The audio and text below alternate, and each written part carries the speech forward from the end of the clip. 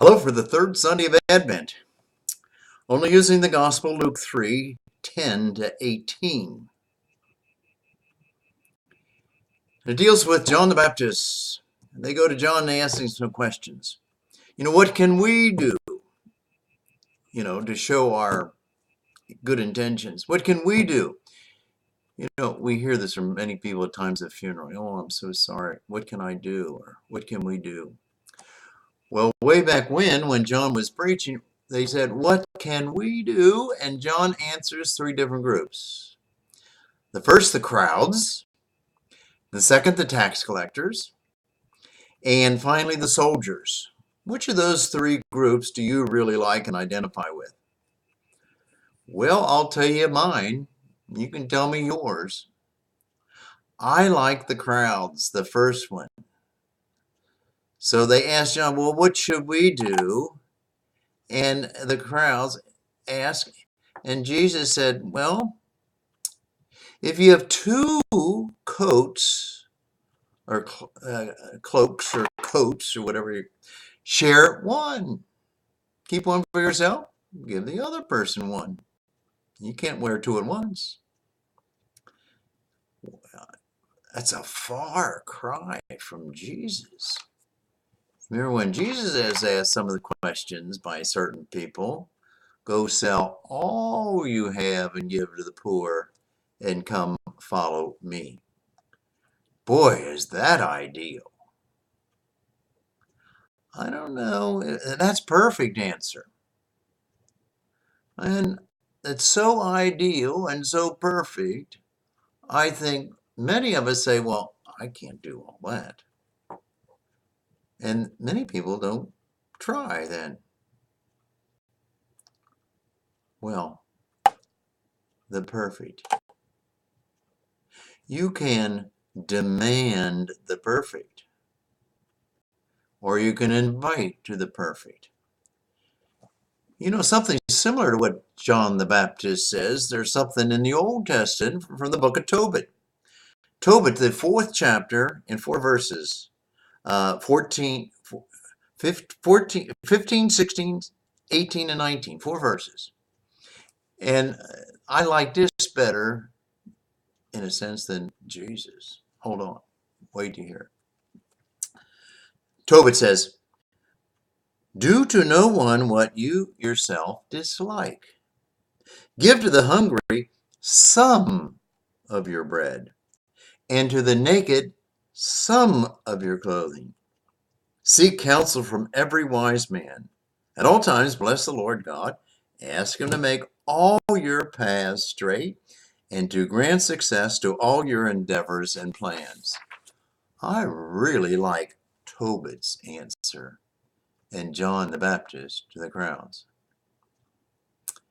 Sometimes we demand the perfect. Some parents demand that their kids be perfect. I think sometimes the church demands that its people be perfect. For example, every marriage, one man, one woman, for life. It's the ideal. 50%, 51% don't live up to the ideal.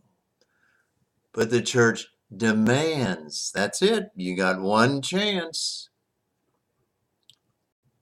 And sometimes I think the church demands the ideal as opposed to taking the ideal that Jesus sometimes would talk about, take the ideal and ask the people to try to live by it, but then cool it.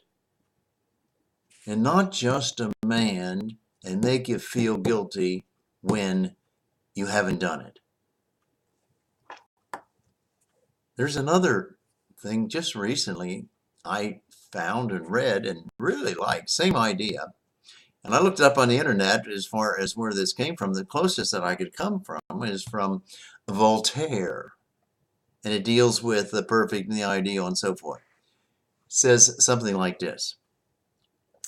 The demand for the perfect is the enemy of the possible good.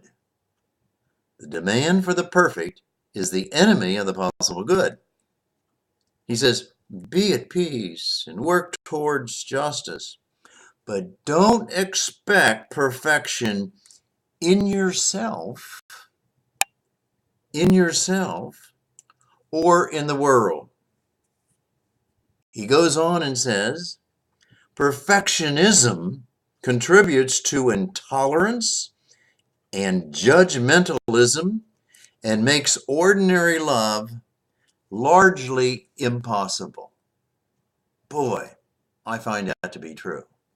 When you demand the other person do the impossible or the perfect or the absolute ideal, and you wind up judging the other person, and you certainly don't get to first base, communicate, and love the other person.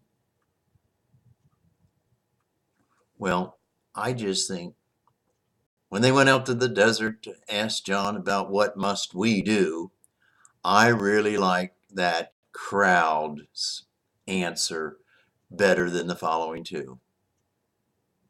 What do you think? Tax collector? Do you like the tax collector? Stopped collecting more than what is prescribed. In other words, stop cooking the books or trying to get more than the law says they owe. Good. Soldiers, the third one. Do not practice extortion. Do not falsely accuse anyone. And finally, be satisfied with your wages. That's a good one too. But I still like that first sort of the middle of the road where you do not demand the ideal and you accept the other person. I think Jesus really, he didn't demand the ideal. He preached the ideal. And he loved people even when they did not live up to it. I think he still loved the rich young man when he did say, go sell all you have, give to the poor, and come follow me. But he still loved the young man even he didn't do it. He still loved the woman who had 6 husbands at the well. She certainly didn't live up to the ideals of marriage. One man, one wife, for life. He loved her, and she knew it.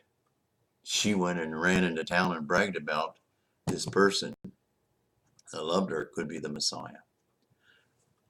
Which of those 3 groups do you identify with? Pick one. Have a good day.